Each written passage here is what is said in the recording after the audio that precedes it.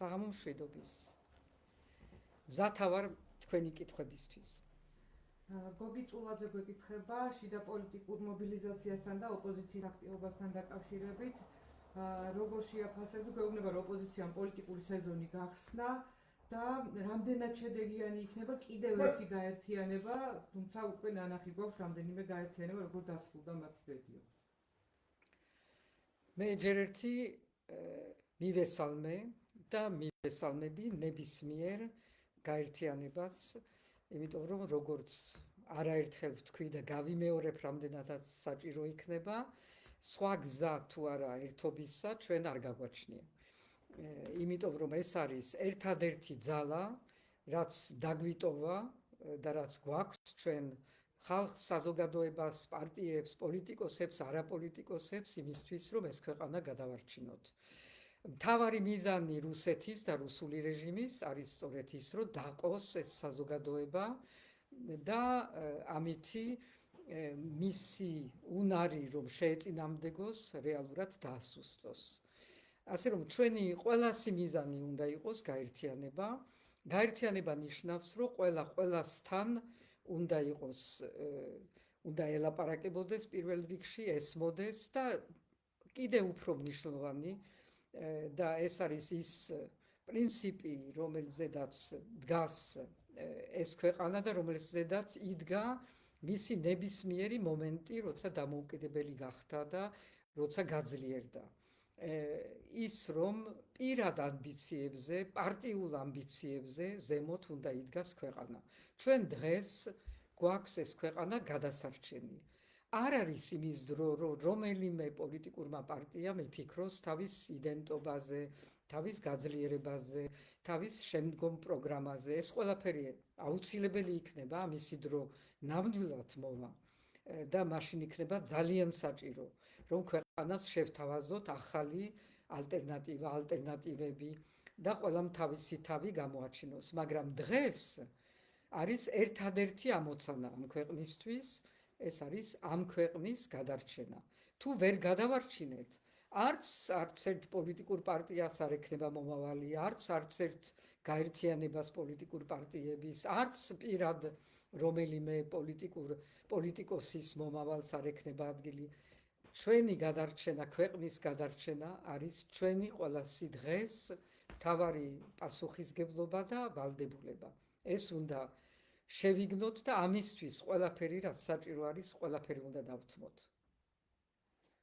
ნინა ხალთასი გვეკითხება ახალ პატრიარქთან დაკავშირებით ვრცელდება ინფორმაცია, რომ რუსეთი ცდილობს ეკლესიაზე, ქართულ ეკლესიაზე გავლენის მოხდენას ან მოპოვებას, უკვე აღარ მალავს რუსეთი ამას. რამდენად იმედიანად უყურებთ ეკლესიის გარშემო გავითარებულ პროცესებს და შესწევს კი ქართულ ეკლესიას ძალა, რომ აღუდგეს გავლენებს. რუსეთი ცდილობს, გავრცელდა ასეთი ინფორმაცია, ახალი ამბავია, რომ რუსეთი ცდილობს გავლენა იქონიოს საქართველოს საპატრიარქოზე. რუსეთმა ძალიან კარგად იცის და ეს დიდი ხანია რაც კარგად იცის, ამიტომ გაუქმა თავის დროზე ავტოკეფალია საქართველოს ეკლესიის, ამიტომ გაათეთრა ჩვენი ფრესკები, ამიტომ ყველაფერი გააკეთა და გაანადგურა პრაქტიკულად საქართველოს ეკლესია. ასეთი მტერი საქართველოს ეკლესიას არასოდეს არ ჰქონია, თუნდაც არა იმავე რელიგიის წარმომადგენლებისგან, სხვა რელიგიებიდან, სხვა ქვეყნებიდან არ ყოფილა ასეთი მტერი საქართველოს ეკლესიის წინააღმდეგ. ამიტომ ეს არ არის ახალი ამბავი, ეს არ არის მცდელობა, ეს არის მუდმივი პოლიტიკა. რუსეთი არ აღიარებს საქართველოს ხელისუფლებას და სუვერენიტეტს აფხაზეთზე. რუსეთი ყველა მხრივ ცდილობს, რომ თავისი გავლენა იქონიოს საქართველოს ეკლესიაზე, საპატრიარქოზე და ანუ ეს არ ახალი ამბავია და ცხადი არის ჩვენი ეკლესია ამას უძლებს, ამის წინააღმდეგ ვიტყოდი გაძლიერდა და ეს იყო პატრიარქის ერთ-ერთი დამსახურება, რომ შევძლო, რომ საქართველოს ეკლესია დაეყენებინა თავის ადგილას, თავის საფეხურზე და არ ყოფილიყო დაქვემდებარებული რუსულ ეკლესიაზე. ეს უნდა გაგრძელდეს, ეს არ არის ადვილი ამბავი, იქნება ჩარევები, იქნება ყველანაირი ფორმა ზეწოლის, მაგრამ ღვთის იმედით უნდა ვიყოთ, უნდა გვჯეროდეს იმისი, რომ საქართველოს ეკლესია, როგორც იყო საუკუნეების მანძილზე, არათუ გადარჩება, გადაარჩენს სახელმწიფოს, იმიტომ რომ ეს განუყოფელი ორი ნაწილი საქართველოსი, რასაც ქვია საქართველოს ეკლესია და სახელმწიფო, ერთ მეორეს უნდა აძლიერებდნენ და არა ასუსტებდნენ. ლუიზა შეკილაძე გვეკითხება ამერიკა-საქართველოს ურთიერთობებზე, როგორ აფასებთ რუბიოს და კობახიძის სატელეფონო საუბარს და იყო თუ არა ეს პარტნიორული ნაბიჯი რეგიონული უსაფრთხოებისთვის, თუ ეს არის ხელისუფლების იმიჯის შენარჩუნება შიდა პოლიტიკისთვის, ანუ საკუთარი მოსახლეობისთვის. ვინ როგორ ამას აღწერს? ჯერთი მე არ მომისმენია, არ ვიცი რეალურად რა ითქვა ამ 4 თუ 5 წუთიან მაქსიმუმ საუბრის დროს და ამიტომ ამაზე ვერ გავაკეთებ კომენტარს, ისე ვითომც დიდი მცოდნე ვარ იმისი თუ რა ითქვა იმ დროს. მე მხოლოდ შემიძლია შევაფასო რა მდგომარეობა არსებობს და ლოგიკური დასკვნა გავაკეთო. იმ დროს როცა ამერიკა ემზადება გადამწყვეტ ბრძოლისთვის ირანის წინააღმდეგ, თუმცა ლაპარაკობს ამავე დროს მოლაპარაკებებზე, მაგრამ ვიცით რომ მზადყოფნა არის სრული და ჩამოყავთ ჯარისკაცები, მათ გამოიყენებენ თუ არა ეს კიდე სხვა საკითხია. ანუ ძალიან გადამწყვეტი მომენტი არის.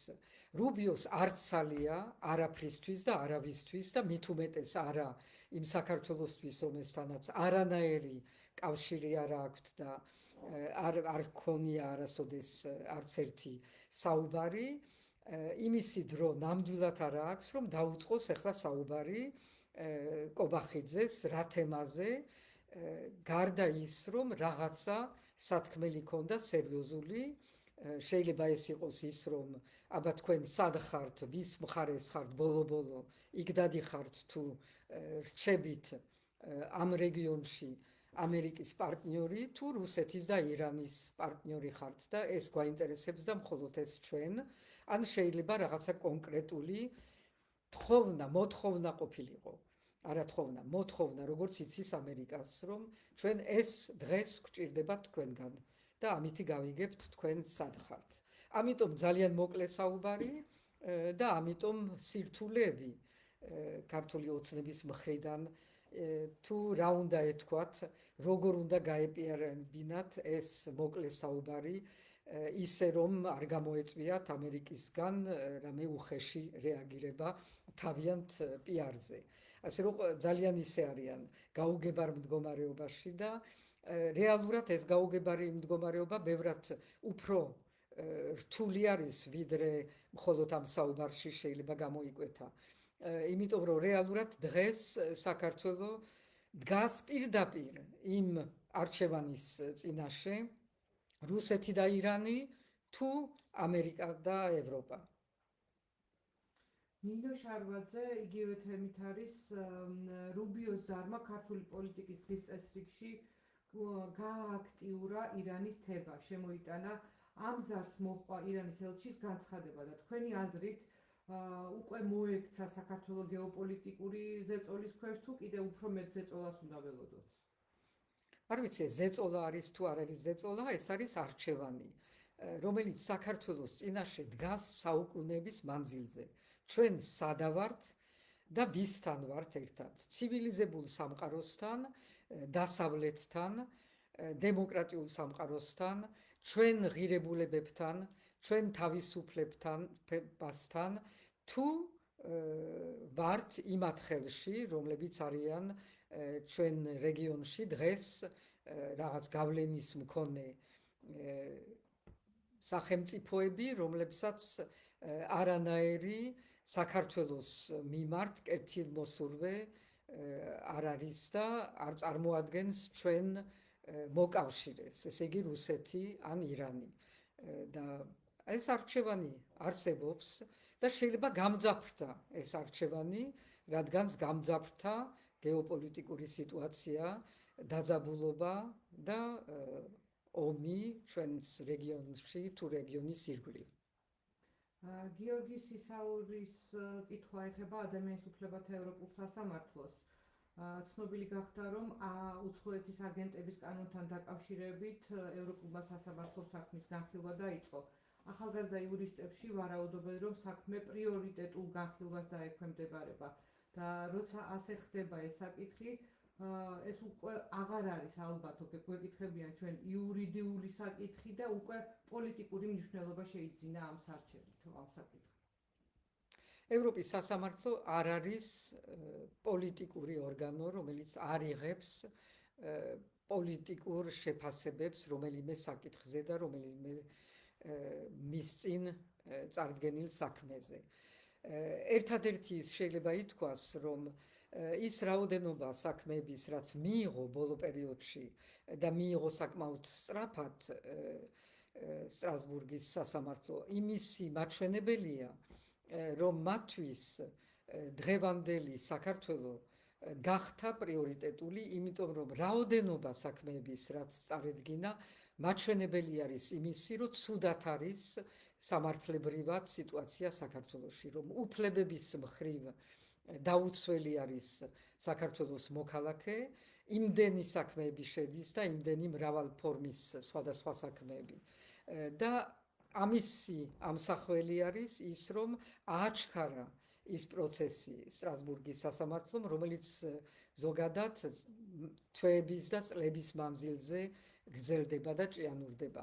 ამ მომენტში ეს აჩქარება არის მინიშნება იმისი, რომ დღეს თვლის სტრასბურგის სასამართლო, რომ საქართველო არის ერთ-ერთი პრიორიტეტული ქვეყანა, სადაც უნდა ეს საქმეები სწრაფად განიხილოს, რათა დაცული იყვნენ მოქალაქეები. ეს არ არის პოლიტიკური, ეს არის უმაღლესი სამართლებრივი საკითხი.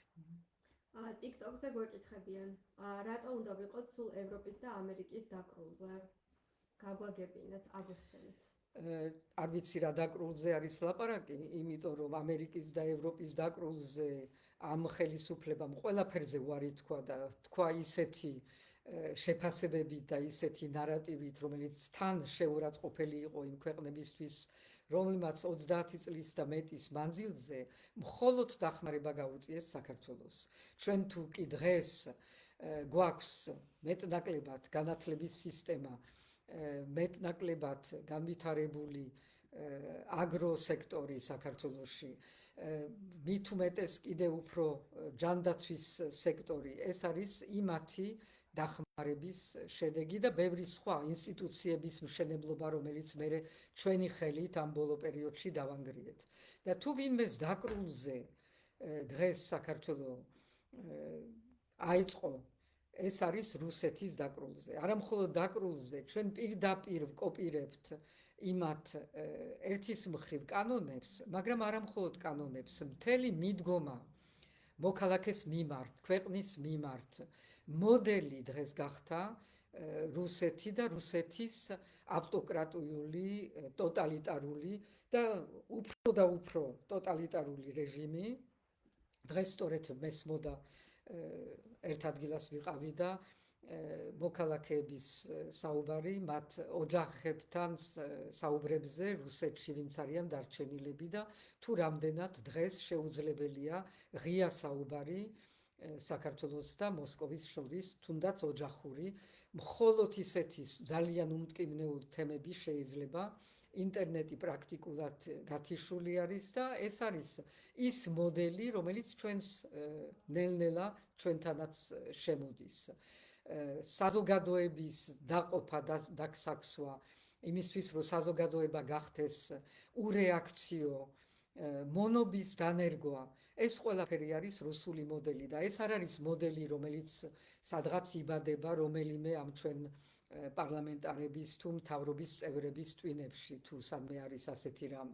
ეს იბადება იქ, სადაც სპეცსამსახურები მუშაობენ, იციან ფსიქოლოგია მასების, ფსიქოლოგია ადამიანების, პიროვნებების, პოლიტიკური ფსიქოლოგია საზოგადოების და ძალიან მიზანმიმართულად ცდილობენ ყოველ შემთხვევაში, რომ ეს ქვეყანა, ეს საზოგადოება სრული მნიშვნელობით დაამონონ და ჩვენზე არის დამოკიდებული ამას რამდენად და როგორ გაუძლებთ, იმიტომ რომ დამონების მერე უკან დასაბრუნებელი გზა უკვე აღარ არის.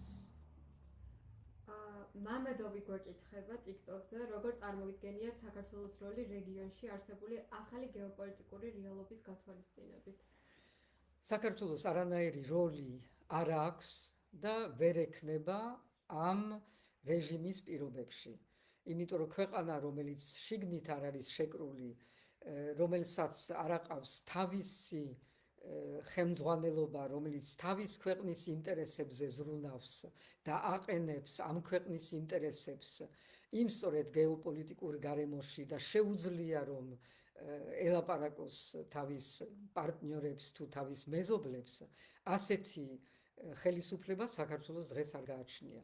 ამიტომ დღეს საქართველო არის მხოლოდ და მხოლოდ ობიექტი და ამიტომ ვამბობ, რომ ალბათ რუბიომ დაურეკა საქართველოს პრემიერს იმისთვის, რომ უთხრას, რომ შენ მოდი ჭუაზე და ეს უნდა გააკეთო. ეს არ არის არც მოლაპარაკება, არც რამეზე უკვე დისკუსიის გახსნა, არც ვაჭრობა, ეს არის მხოლოდ მითითება იმისი, რას ელოდება ძლიერი ერთი მოთამაშე ამ რეგიონში ამ დღევანდელი რეჟიმისგან. კიდევ ერთი კითხვა გვაქვს ამერიკასთან დაკავშირებით. ქალბატონო პრეზიდენტო, თქვენი აზრით, ამერიკას უნდა მივცეთ უფლება გააკეთოს ბაზა საქართველოს ტერიტორიაზე? არ არის ეს საკითხი, დღევანდელი საკითხი. საერთოდ მე პირადად არ ვიყავი არასოდეს ამისი მომხრე თავის დროზე, იმიტომ რომ ვთვლიდი, რომ უცხო ქვეყნის ბაზების გაყვანა ჩვენ ძალიან გაგვიჭირდა და ძალიან დიდი დრო მოუნდით და მე ძალიან ბედნიერი ვარ იმაში, რომ ბოლო ეტაპი ამისი მე მერგო როგორც დასასრულებელი, ასე ვთქვათ, ამ ეტაპის და ამიტომ ძალიან ფრთხილად უნდა მოვექცეთ იმ საკითხს, რამდენად საჭირო არის, რომ სხვა ქვეყნის ბაზა შემოვიდეს ამ ქვეყანაში. მაგრამ ეს შეიძლება იყოს სწორედ სერიოზული მოლაპარაკების საკითხი, თუ ჩვენ გვექნება ისეთი ხელისუფლება, რომელიცაც უნარი ექნება მოლაპარაკებების და შეძლებს, რომ დააბალანსოს ქვეყნის ინტერესები, სხვა ქვეყნის ინტერესები და თუ ჩვენთვის ეს უსაფრთხოების გაზრდის ერთ-ერთი ფორმა იქნება მისაღებია, თუ ეს პირიქით გაუარესებს ჩვენ ქვეყნის უსაფრთხოებას და არ ჯდება ჩვენ ქვეყნის ინტერესებში, მაშინ არ იქნება მისაღები. მაგრამ ამისთვის საჭირო არის პირველ რიგში, რომ ჩვენ გვყავდეს ჩვენი ხელისუფლება და არა მოსკოვის ხელში მყოფი რეჟიმი, ჩვენ გვყავდეს ხელისუფლება, რომელსაც ესმის, რა არის დღევანდელი ბალანსი მსოფლიოში და ამ რეგიონში და როგორ შეიძლება ყველაზე კარგად გამოვიყენოთ ჩვენი ქვეყნის ადგილმდებარეობა, საშუალებები და როგორ ვიყოთ ყველაზე მნიშვნელოვანი და საჭირო პარტნიორები ჩვენი სანდო პარტნიორებისთვის და არა ჩვენი დამპყრობელისთვის. მარიამი წერს TikTok-ზე, არავითარი გაფრთხილება არ აქვს საქართველოს მოქალაქეებს და ახლა ცხოველებსაც განადგურებით ემუქრებიან. მათი მიზანი რა შეიძლება იყოს და აქვე ისევ მარიამის კითხვა, როგორ ფიქრობთ, ცხოველების გენოციდი მათი გადარჩენის ნაცვლად ეს რამდენად ნორმალურია?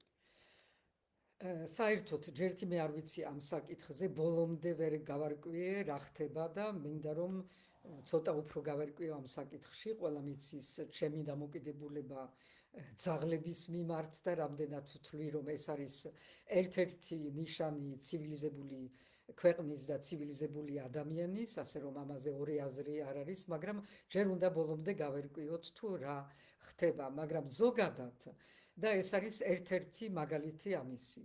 ჩვენ ვცხოვრობთ იმ მდგომარეობაში და ესეც არის ფსიქოლოგიური ზეწოლა საზოგადოებაზე, სადაც ყოველ დღე თუ ყოველ მეორე დღე ახალი სკანდალი, ახალი ისეთი საკითხი უცებ გადმოგდებულია ჩვენზე, რომელმაც უნდა აღვაშფოთოს, ვინერვიულოთ, ვიშვიშოთ, ვერაფერს ვერ ვაკეთებთ და ამავე დროს ვართ ამ ძალიან ნერვიულ მდგომარეობაში და ეს ეხება სხვადასხვა საკითხებს და გადადის ერთიდან მეორეზე, ხან განათლების რეფორმა და განათლების განადგურება, ხან ძაღლების განადგურება, ხან კიდევ რა, იმისთვის რომ კონცენტრაცია ვერ მოხდეს რომელიმე საკითხზე და ვერ მოხდეს მთავარ საკითხზე, რომელიც არის რომ ჩვენ მართავს რუსული რეჟიმი, რომელიც ამ ქვეყანას ებრძვის და ჩვენ უნდა ვიყოთ გაერთიანებული ამ საკითხზე.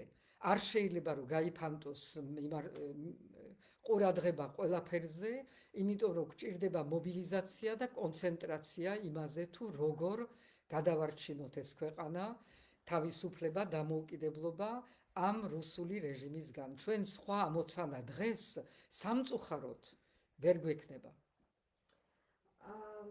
გავგებარი ნიკნეიმით გვიწერენ. გუშინ დენის ფასი გაიზარდა. ხვალ კვერცხის ფასის გაზრდას აპირებენ აღდგომების შემდეგ. რამე გვეშველება?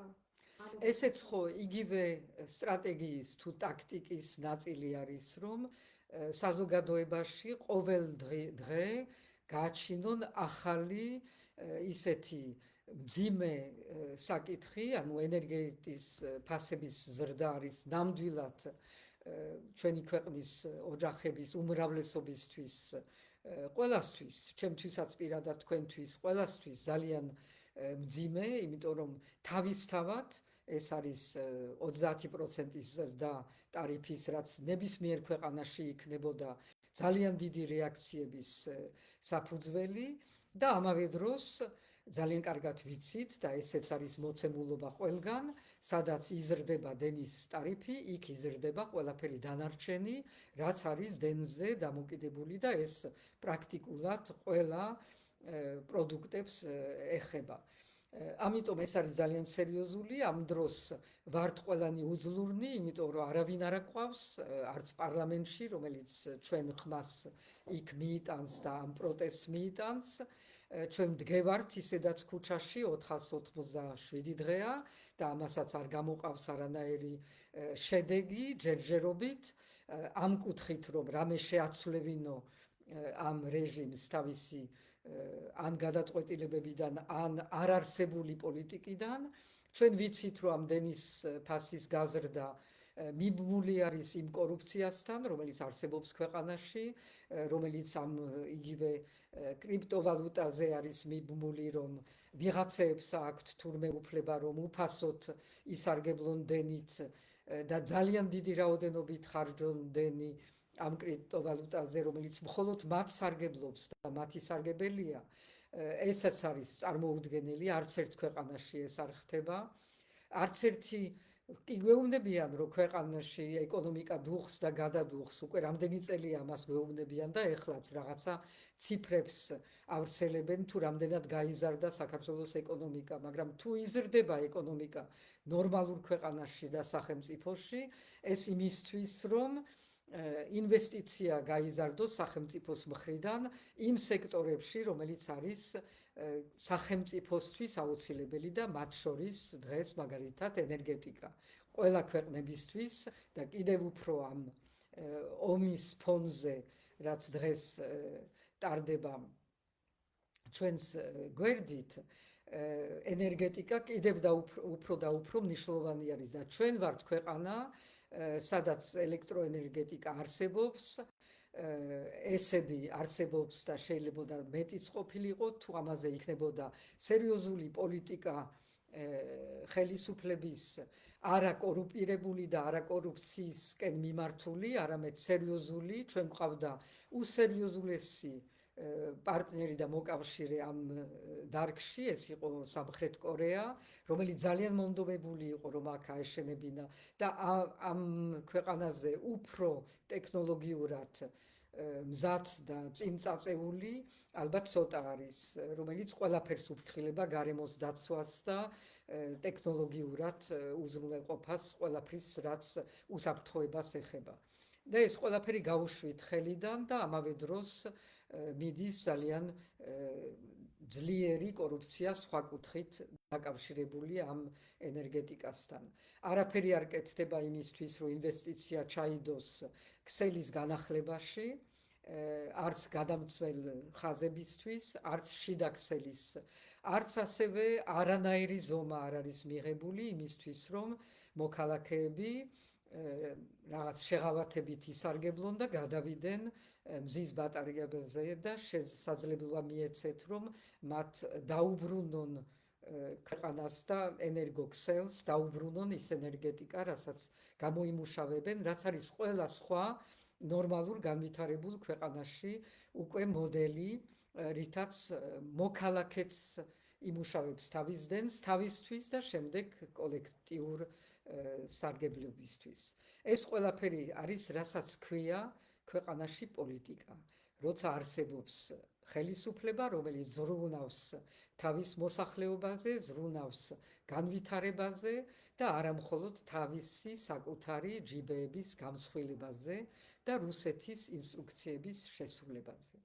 ლევან ნიკურაძე იგივე თემას აგრძელებს ზენის ტარიფის გაზრდასთან დაკავშირებით, ამბობს, რომ პარლამენტში კომისიები კი იქნება, მაგრამ ფასები ისევ იზრდება და ძვირდება.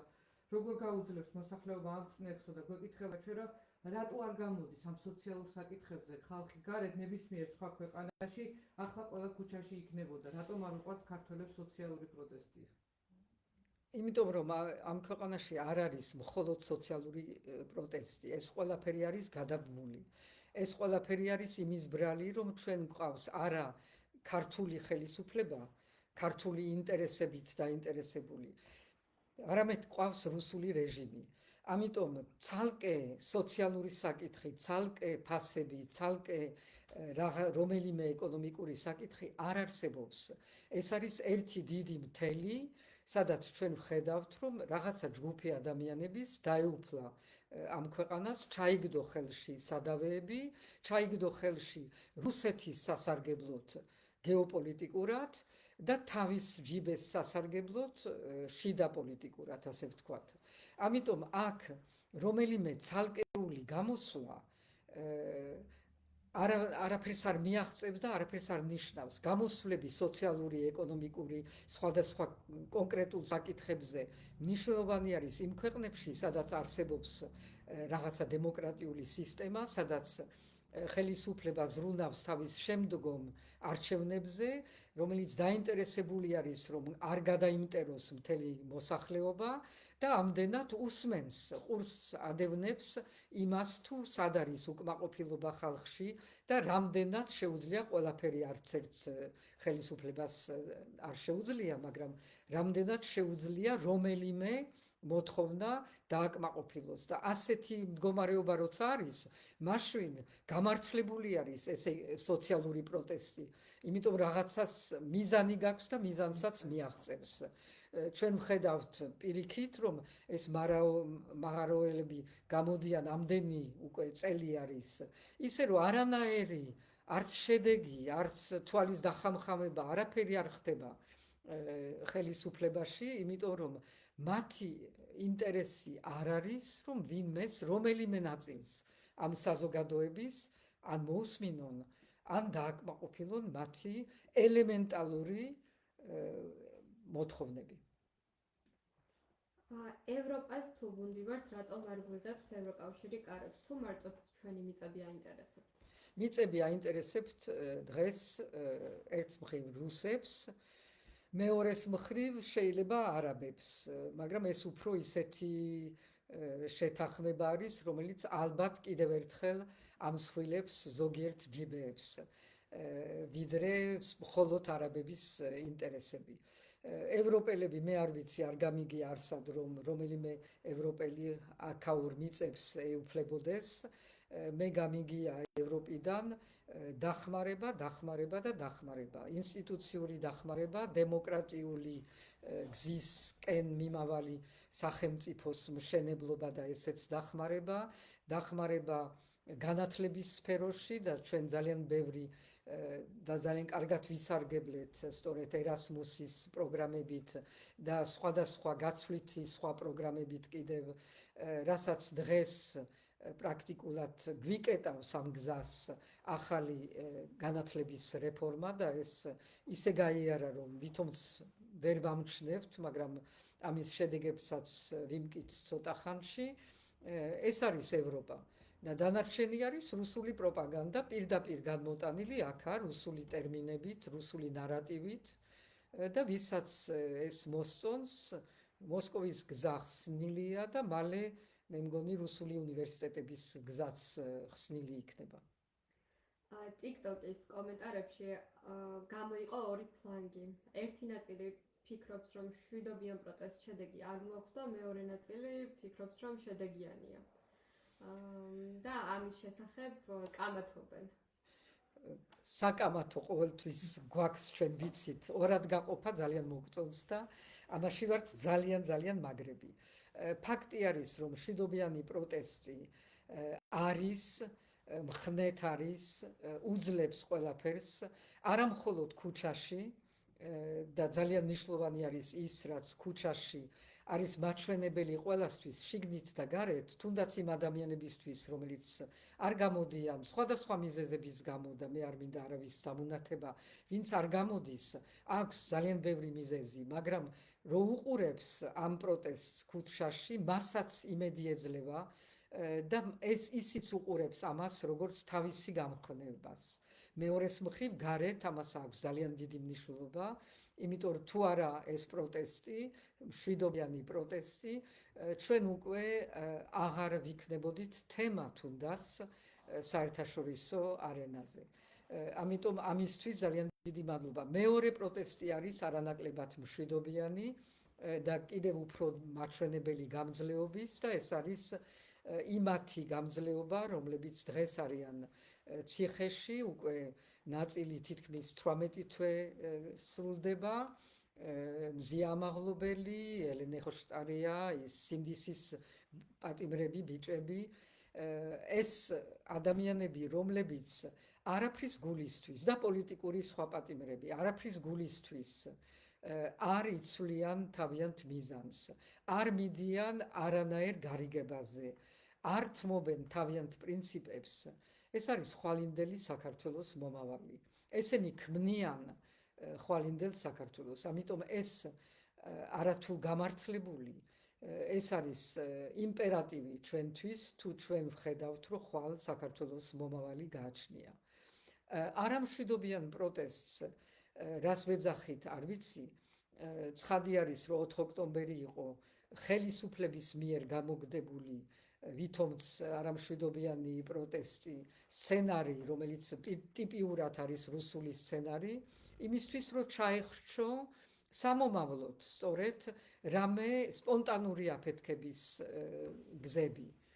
რაც შეიძლება მოხდეს, შეიძლება არ მოხდება, ჩვენ ვერ ვიტყვით რა გზით წავა ეს პროტესტი ხვალ ზეგ, ფაქტი არის, რომ არ ჩაცხრება, ფაქტი არის, რომ საზოგადოებაში მზარდი არის უკმაყოფილება და ყველაფრის გამო, ეხლა საუბრობდით დენზე, დენის ფაზზე, კვერცხის ფაზზე, რაღაც უაზრო მილიარდერების კომისიაზე, რომელიც პარლამენტში დასცინის ხალხს პირდაპირ და რაღაცებს გვთავაზობს. ანუ უკმაყოფილების მიზეზების მეტი არაფერი არ არის ქვეყანაში. და ამიტომ ყველანაირი პროტესტი გამართლებული არის და თვითონ პროტესტი თავის ასე ვთქვათ სახეს გამონახავს, რომელიც იქნება ადაპტირებული იმ მდგომარეობასთან, რომელიც იქმნება ამ ქვეყანაში და იქმნება, იმიტომ რომ თუ უყურებთ მეორე მხარეს ქართულ ოცნებას, ამ ლიდერების ბჭყალებში, სახეებს, თუ რა დღეში არიან, თუ რეებს ლაპარაკობენ, თუ როგორ აღარ იციან, როგორ მოიქცენ და თუ როგორი უნდობლობა აქვთ ერთმანეთს შორის, ეს ყველაფერი იმის მაჩვენებელი არის, რომ ესენი არიან ძალიან ცუდ დღეში და ჯერ კიდევ არიან, მაგრამ როგორ იქნება მათი მომავალი, ეს არის მთავარი საკითხი მათთვის და ჩვენთვის. აქტიურად გვიწერენ 26 მაისის აქცია მხოლოდ შეკრება იქნება თუ რაიმე რეალური გეგმა არსებობს დასრულდა მშვიდობიანი პროტესტის დრო თუ არსებობს მოვდივარ მეც ეხლა ხან ვუპასუხე მშვიდობიან პროტესტზე და არასოდეს არ სრულდება მშვიდობიანი პროტესტის დრო. შეიძლება იყოს მომენტები, როცა სხვა ტიპის პროტესტი საჭიროება იქმნება, მაგრამ მშვიდობიანი პროტესტის და მშვიდობიანი წინააღმდეგობის დრო არასოდეს სრულდება. როგორი იქნება 26 მაისი, ეს მე ჯერ არ ვიცი. ვიცი, რომ ვიღაცებმა ჯერ ერთ მხარემ რაღაც გამოაცხადა, მაგრამ მე მგონი, რომ 26 მაისი ბევრად უფრო ფართო სფეროში იგეგმება, საზოგადოება გეგმავს და საზოგადოება თვლის და მთელი ქვეყანა თვლის, რომ ეს არის ჩვენი მთელი ერის ერთ-ერთი მთავარი თარიღი, რომელსაც ნამდვილად, მე არ ვიცი გეგმები კონკრეტულად, მაგრამ ნამდვილად ყველანი ერთად შევხვდებით და ნამდვილად იქნება კიდევ ერთხელ, როგორც იყო წარსულში და როგორც იქნება მომავალშიც, იქნება გამოხატულება ჩვენი ქვეყნის გამძლეობის და სამომავლო გამარჯვების. აინტერესებთ საქართველოში ხართ თუ არა? აბა სადავარ, ჩემს სახლში, სხვათა შორის გადმოვედი ჩემს სახლში, ჩვენ ვიყავით ოფისში, ჩვენი დაქირავებული ოფისებში, რომელიც იყო დაქირავებული გარკვეული აქაურ სპონსორების დახმარებით, ახალ კანონებმა ისეთი მდგომარეობა შექმნეს, რომ არ შეიძლებოდა ამის გაგრძელება ისე, რომ არ ჩამეყენებინა მე ძალიან რთულ მდგომარეობაში სწორედ ის ადამიანები, რომლებიც გვეხმარებოდნენ. ამიტომ რადგანაც ეხლაც როგორც გუშინ ვთვლი, რომ შენობას, კედლებს, ფარცს არ აქვს იმის გადაწყვეტი მნიშვნელობა, როგორც ზოგი ანიჭებს მას.